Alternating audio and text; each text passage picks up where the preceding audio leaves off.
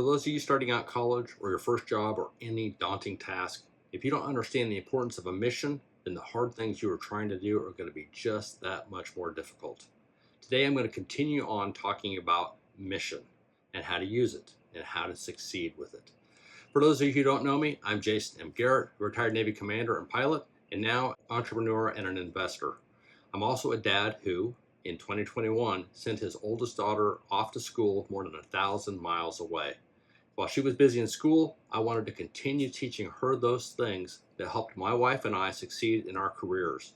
And so I started my very first Dadogram. And now she's gone back to school in the fall of 2024 to continue her degree. And I'm going back and putting the old Dadograms on YouTube videos so that she can review them, so that her sister and brother can also see them, as well as someday perhaps my grandchildren and my great-grandchildren. In these Dadograms, I'll reveal our family's values and beliefs as I teach how to succeed and win in life. Now, these are for my family, but all of you are invited in as well. Perhaps some of you can learn from it and apply what I have to teach in your own life and help contribute to your future success. So if you listen to my last Dadogram, I talked about the importance of creating a mission statement that would help you truly understand why you are working so hard towards your goals. Today, I'm going to teach you some things about a mission that will truly blow your hair back. But before I do, let's review what a mission is really quick, shall we? A mission follows the simple formula. Mission equals task plus purpose, where the task is any action that needs to be accomplished, the timeline that it needs to be accomplished on, and the quality standards to which it must be achieved by. And of course, the purpose is the reason you are doing the task. When it comes down to it, it's all about what you're doing and why you're doing it. If you put those both together, that is a mission. And of course, because I'm a military guy, we always join the task and the purpose together with three common words: in order to. In my last Dadogram, I gave a very simple example that a college student might fully appreciate, and it was simply this. It was drive to the grocery store in order to get a rotisserie chicken for dinner. Pretty simple, pretty basic, and I know pretty much everybody was rolling their eyes thinking, whoa, come on, that is so basic. Why would we do something like that, right? Well, I'm trying to teach about a mission, but now, since you've asked, I'll go ahead and make it slightly more interesting, and I'll give you a larger, bigger mission. During my last assignment in the Navy, just before I retired, I was teaching usually about 600 naval aviators and aircrew members about mission each and every year at the Naval School of Aviation Safety. And I often would use the following example for each and every one of them. They usually knew what a mission was, but it was a good review for them, okay? In this example, we're going to talk about the Chinese balloon. All right, so some of you may remember, some of you may not, but back in about January and February of 2023, our nation was shocked by the fact that there was a Chinese balloon drifting over our nation. It had come down from Alaska, came down through Canada, went over some very sensitive military bases in the Dakotas, and kept drifting down into the Midwest, and then started to head east towards the Atlantic. It was all over the news. It was a complete shock to everybody that such a thing could happen. Why didn't we shoot it down was the question of the day, and it pretty much got everybody thinking, why are we allowing this? And it was decided by our national leadership that we weren't going to allow it anymore. We were, in fact, going to shoot it down. And so that's exactly what we did. We ended up working to shoot down the Chinese balloon. So in this very simple case, a very simple example, the task was shoot down the Chinese balloon, and you join it with the purpose, with the words in order to, and the purpose in this case would be to study the sensors hanging under it. We're not going to just shoot that balloon down for the heck of it.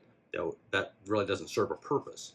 There needs to be a reason for any task that we try to do when we're doing a mission. And in this case, you can see in the picture here, all of that stuff hanging from beneath the balloon. Those were solar panels, those were sensors, those were all kinds of spy equipment, and we wanted to know what it was. Now this was a big heavy piece of equipment floating up there at 60,000 feet. It was about the size of 2 city buses.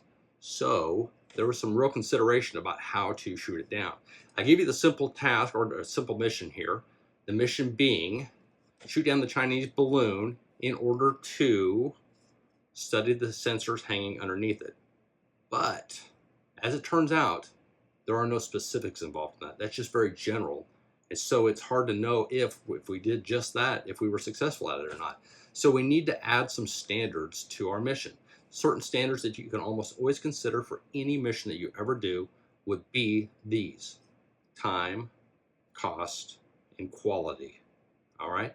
There are three pretty much that you can put in anything. There are many more standards you can make up and put into any mission that you're going to do, but these three are critically important for the most part. All right. So when it came to America getting ready to execute a mission of shooting that Chinese balloon down in order to study the sensors hanging underneath it, let's consider the first standard of time. Time actually was very, very critical to this. We had to shoot that balloon down in a very, very specific area. We didn't want to shoot it down over land, because if we did, you'd have tons of heavy material falling on whatever was below. If it fell into a city, it'd be hitting buildings and people. If it fell over a residential area, it might be hitting houses. If it fell into a desolate area in the middle of the woods, then, well, you can catch a fire, and then you've got to be fighting a fire, and all the good stuff that we were wanting to learn about is burned up. There were also all kinds of weird conspiracy theories out there that perhaps it was a trap, that it might be filled with some kind of seeds or some kind of an insect that, if it came down to earth, would end up ravaging our wheat harvests. So there were a lot of things that we were very concerned about. So we realized that we cannot, in fact, shoot it down over land. That leaves only the ocean, but even that's problematic. If we go beyond 12 miles of our own shoreline, that's international waters. And so everybody has legal claim to be able to sail through it and salvage anything that they find in it. But within 12 miles of our shoreline, that's our territorial sea, and that's where we had to shoot it down. Now, as it turns out, if you get a little more into it, you would find out that there's a huge drop-off about 6 miles out, and then the sea gets very, very deep there, and it would be hard to salvage anything. So at that point, we knew that we had to shoot it down from just off the shoreline to about 6 miles out. If we could get that done, then we would be able to salvage it, and ideally, nobody would get hurt. So timing was absolutely critical. How about cost? Did we really care how much it was going to cost to shoot that balloon down? I'm betting that it was not a consideration. Back in the 70s, when these kind of things used to happen, we'd take an old F-4 Phantom up there with its nose-mounted cannon, and we'd try to shoot them out of the sky, and they did not come down. So we knew it had to come down in this exact 6-mile area of water. Therefore, I'm betting that we spared no expense in taking the most effective missile that would bring it down and using that, regardless of cost. So in this case, cost really wasn't a factor. But how about quality? Quality, you can better believe, was an absolute factor. Again, like those old F-4s back in the 70s, they would take shots at these balloons, but the balloons wouldn't come down. We could not allow that to happen. That would not be the quality standards that we're looking for. We also don't want to be shooting multiple missiles at it. All the television cameras in the world are going to be aiming straight up at that balloon, watching to see how it turns out for us. So when we go launch our aircraft that's going to launch a missile, if all of a sudden you see missile streamers heading off this way and heading off this way, and we keep taking shots and missing, that's going to look bad on us too. So the quality standards were, just like for a sniper, 1 shot, 1 kill. That's what we had to have in order to make it work. So if we wanted our mission to be successful, it had to meet those particular specifications, to where it came down in the water within 6 miles of shore. We did it with 1 shot, 1 kill. And, well, money-wise, it really was no matter. The other two ruled the day. So how did it turn out for us? Well, it was a challenging shot. That F-22 was flying extremely high. It had to reach up to about 60,000 feet to hit the balloon. It took a shot, and it ultimately brought it down in one catastrophic boom. All the sensors fell down into the water. We were able to collect the data, and to this day, as far as I know, none of us are allowed to know what we found out. So here's something else I want to talk about when it comes to missions, though, and this is where it's going to start getting important for you in school. A mission is a fractal. You know what a fractal is? A fractal is a pattern that repeats itself on all levels. If you zoom in or you zoom out, It's the same pattern over and over and over. Take a look at this little video. Try not to get sick watching it, but as you can see, as you're zooming out, it's the same pattern over and over and over. And that's what a mission is if you really think about it. Consider this next slide.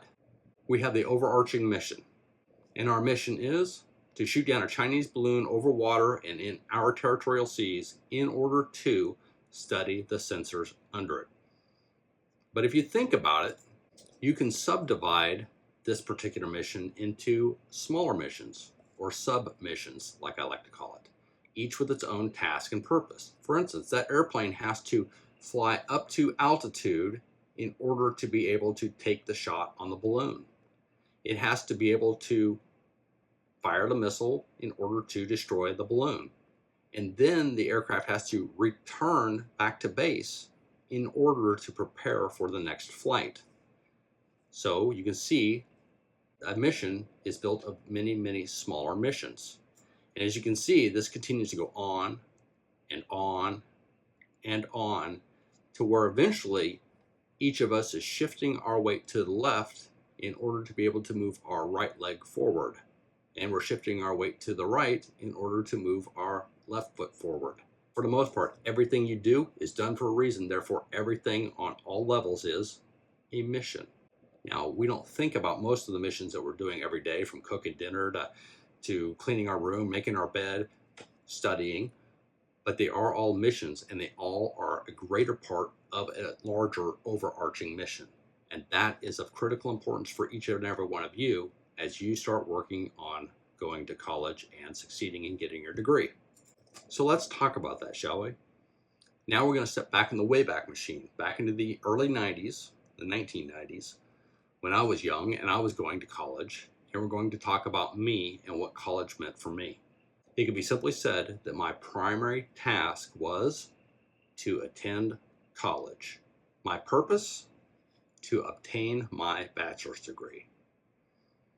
Well, technically, that's what I was going to school for, and that's what I was doing. So my mission could be attend college in order to get my bachelor's degree. Isn't that uninspiring? If that's your mission, please continue to listen, because you'll need to think about it in a slightly different way. Remember those specifics I mentioned? We need to get more specific. Now for me, I'll tell you exactly how I got specific. I was a member of the KU Naval Reserve Officer Training Corps, NROTC, where I was going to eventually end up being commissioned and put into the Navy as an officer. It didn't guarantee that I was going to go to flight school or not. I could have ended up learning how to drive ships. I could have gone into intelligence and so on. However, I wanted to be a pilot, period. That's the only reason I was getting a degree, because that was a requirement for me to become a Navy pilot. So as I started out at ROTC, I spoke to the leadership there about my desire to fly Navy, and they said simply this: if you're going to be majoring in a fairly complex or difficult major, as long as you keep your GPA over a 3.0 or better, you will likely be selected into naval aviation.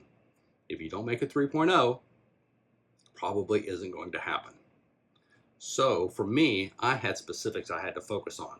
That was something that I could truly keep my focus on.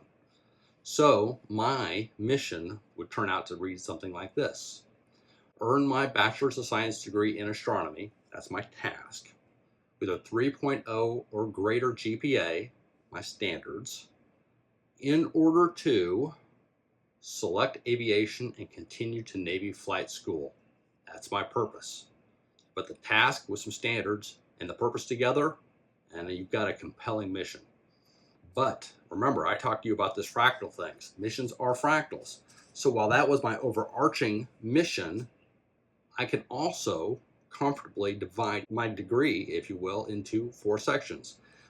My submissions are to do essentially the same thing for my freshman year, my sophomore year, my junior year, and my senior year, making sure that for each of those semesters I got over a 3.0 GPA or better. Then of course I could divide each of those into specific classes, making sure that I'm accomplishing the classes and getting over a 3-point GPA and so forth. And I can subdivide that into all the tests and the quizzes and the homework assignments and every class attendance that was necessary, and on and on and on. So it goes. So as you can see, my overarching mission was to ultimately get that degree so that I can go on to flight school, but I had to be on it every single moment of every single day I was in school to make sure that ultimate goal was achievable. And let me tell you a little bit more about that. It almost didn't happen. And it might not happen for some of you until you hear my story, and hopefully you'll learn something from it. The way it happened for me was this. They told me I had to have a 3.0 or better. My first semester, I got a 3.07, taking some very difficult classes. And I thought, hey, I think I can do this. However, my second semester, I did what many of you will do, and every college student I think I've ever known has done this. You're going to get distracted. You're going to get overly confident. You're going to have something that takes your mind off of your studies, and next thing you know, you're going to have a bad semester. My second semester was a 2.02 GPA. I was mortified. All those folks at the ROTC battalion, those leaders, they brought me in and they want to know what in the world had happened. And I did not have a good excuse. And they pretty much just told me, it's got to be over a 3.0 or you're not flying anything. So I got very, very serious about it now. And my next semester, I ended up getting a 3.75 GPA.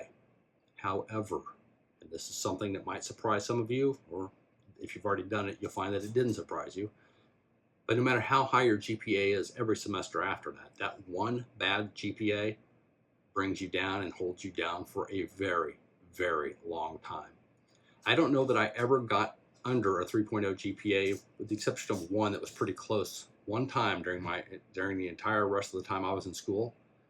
Yet I had to claw my way back semester after semester, bringing my cumulative GPA back over a 3.0. When I graduated with a 3.01 GPA. I met the mission, I got it done, and I selected aviation. And as they say, the rest is history. All right. But let me give you a little bit more detail on just how to use a mission, how to truly use it, and how important knowing what you want in advance is. Okay. There's a story I like to tell. In fact, I told my daughter this just as she was finishing up her summer semester. It was a story from Psychology 101. When I was a junior, I had to take an elective. I took Psychology 101, and it was a class I truly did enjoy. I learned an awful lot about people in that class. And at the end of it, it came all the way down to my final. My final was going to determine my grade in the class, meaning I had a 90% in the class. If I got a 90% or better on that final, I was going to have an A, and I needed the A. I kind of already told you how close my grades were at that time. If I got an 88 or lower, I was going to be getting a B in that class. This was one of those tests that was 50 questions long, so each question counted 2 points. So if I got an 88, I was going to get a B. If I got a 90 or better, I'd get an A. It was that clear cut. There was no doubt about it. The instructor knew. I'd already talked to him about it, how my concerns and so forth. And so I went in. I studied hard. I was fully prepared. I'd always been in that class and engaged and very curious about it. I was ready, and I knew it, and I was going to ace it. And I took that test, and lo and behold, much to my surprise, I got an 88% on it. Couldn't believe it. However, the fight's not over quite yet. I immediately went to the instructor because I'd already looked at the test that he graded, because he graded it right there in class before we could leave. And I said, hey, on this particular question, I know the book says this is the answer. And he looked at me and says, you know what? You're the fifth, maybe sixth person that's already asked me about that question. And you're right, the book does say that answer. But my higher professor will not allow that to be the answer. He knew exactly how close I was to getting an A in that class. And so he said, I tell you what, if you can pick the right answer out of these remaining three, I'll go ahead and give you credit for it and you'll get your A. I looked at him, and to be perfectly honest with you, I had no idea in the world which answer was right. I had none. I mean, it was absolutely difficult. They were almost the same thing. So I took my finger, I put it right there on a paper, kind of generally pointing to option A, B, and C, because I think I chose D. He didn't even look at the paper. He says, "That's it." And next thing you know, I got an A. Now, was that cheating or unethical or anything? No, I would argue not. The book had the answer. I had it right. He just had directives that he had to do something different. But he knew me.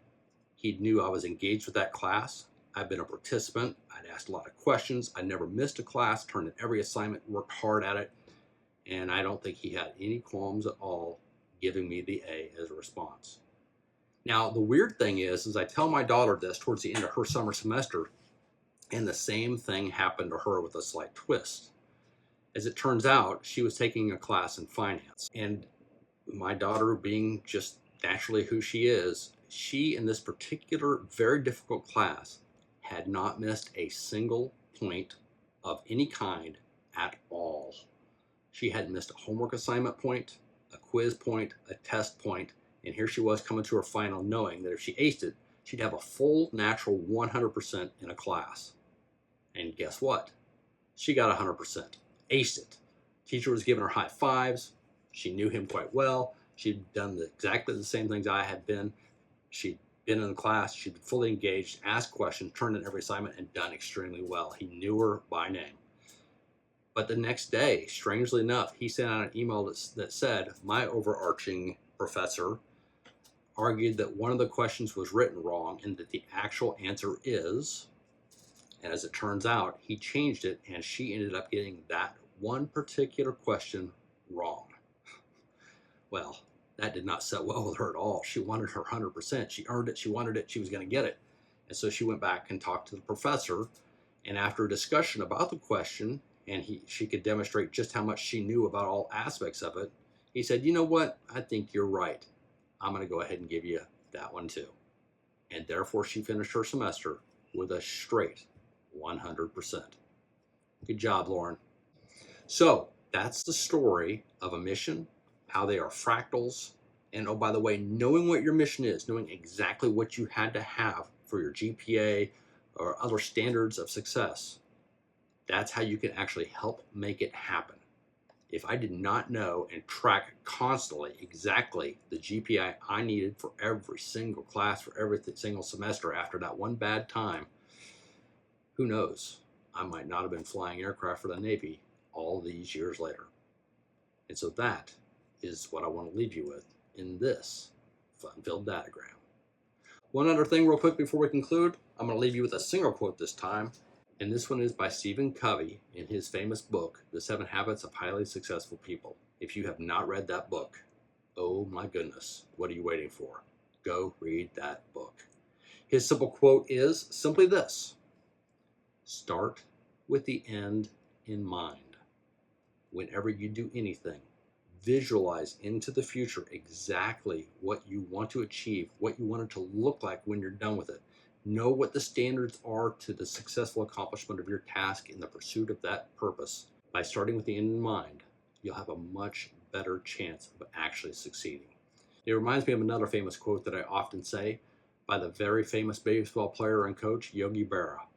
If you don't know where you're going, you might not get there. Consider that. And until next time, thanks for tuning into this Dadogram.